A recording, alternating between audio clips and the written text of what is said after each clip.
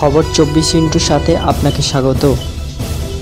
নতুন নতুন খবর জানার জন্য আমাদের চ্যানেলে চোখ রাখুন।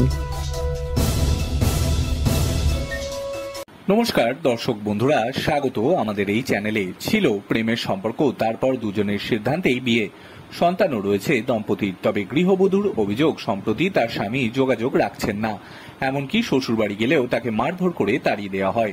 এরপরই বাড়িতে স্বামীর কাছে থাকতে চেয়ে ধর্নায় বসলেন গৃহবধূ। পশ্চিম মেদিনীপুরের ঘাটাল মহকুমা আদালত সংলগ্ন কোন্নগর এলাকায় ঘটনায় শোরগোল খবর পেয়ে ঘটনাস্থলে পুলিশ। জানা গিয়েছে 6 বছর আগে ওই এলাকার বাসিন্দা মিলন জানার সঙ্গে পূর্ব মেদিনীপুর জেলার কোলাঘাটের বাসিন্দা টুম্পা মান্নার বিয়ে হয়। এমনকি তার কিছুদিনের মধ্যে রেজিস্ট্রি ম্যারেজও করেন তারা, কিন্তু বিয়ের পর থেকে তারা ভাড়া বাড়িতে থাকত। বর্তমানে তাদের একটি ছোট সন্তানও রয়েছে। অভিযোগ, কয়েকদিন থেকে হঠাৎ গৃহবধূর তার স্বামী মিলনের সঙ্গে যোগাযোগ বিচ্ছিন্ন হয়ে যায়। মিলনের মোবাইলে ফোন করলেও তিনি নাকি ফোন ধরছেন না।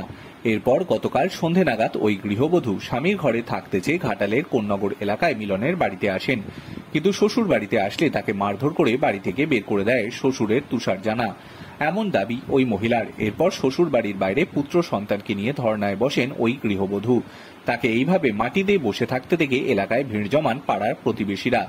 এর আগে বেশ কয়েকবার ওই গৃহবধূ স্বামীর ঘরে থাকতে চেয়ে শ্বশুর বাড়িতে এসেছিল, এমনটাই জানিয়েছেন এলাকাবাসী। ঘটনার খবর যায় ঘাটাল থানায়। ঘটনাস্থলে পৌঁছায় ঘাটাল থানার পুলিশ। গৃহবধূর স্বামী মিলন জানার যোগাযোগ করা হলে তার ফোন বন্ধ পাওয়া যায়।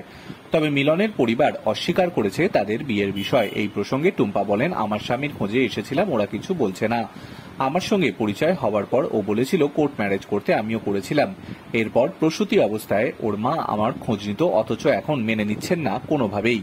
ব্যুরো রিপোর্ট, খবর 24x7।